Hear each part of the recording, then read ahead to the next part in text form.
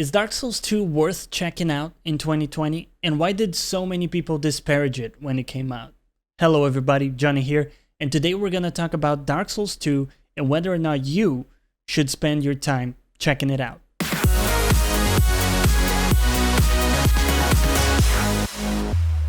The first thing we should clear up is that most people that disliked Dark Souls 2 still thought it was a good game overall, but many argued that it fell short to the standards set by its predecessors in a few ways. But keep in mind, everything I say is based on my own experience and your mileage may vary.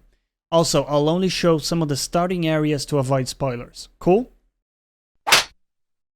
So when I first played Dark Souls 2 back in 2014, I was actually really impressed, since it was definitely a step up in presentation compared to the original Dark Souls that couldn't even be played in full 1080p without a community mod.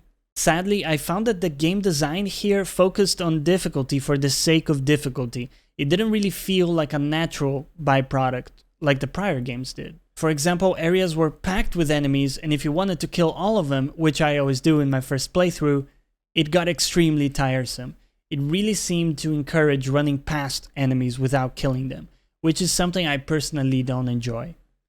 So overall, my first playthrough left me with a bittersweet taste, but I liked it enough to return to it when they released the revamped version circa April 2015, Scholar of the First Sin. This new edition claimed to have fully reworked enemy locations in all areas, as well as some multiplayer additions that I didn't really care about. Unfortunately, it didn't really fix any of the issues that I had with the game personally. Aside from the ones I mentioned above, the hitboxes were still all over the place, with you continually getting hit by attacks that shouldn't have hit. Also, many times your attacks didn't actually feel like you hit enemies, especially bosses. So the new edition didn't really change much for me. Fast forward to 2020, and I found myself jumping back into the game again, curious to see if maybe I misjudged it somehow. The truth is, all of those issues are there, and there are many little things I dislike. For example, how slow the healing animation is, or the fact that it heals you gradually, or the amount of hyper armor attacks that go through your own attacks, or the amount of area of effect shit that should not hit you but still does. All of those issues are there, and yet, guys, I actually had a great time playing it again.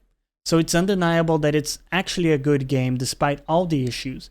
Even after playing all the newer entries in the genre, like Sekiro, Nioh, or Surge 2, I can say that I still enjoy Dark Souls 2 a great deal. Okay, so we covered most of the bad stuff, but what are some of the good things that make this game pop and caused me to come back to it several times?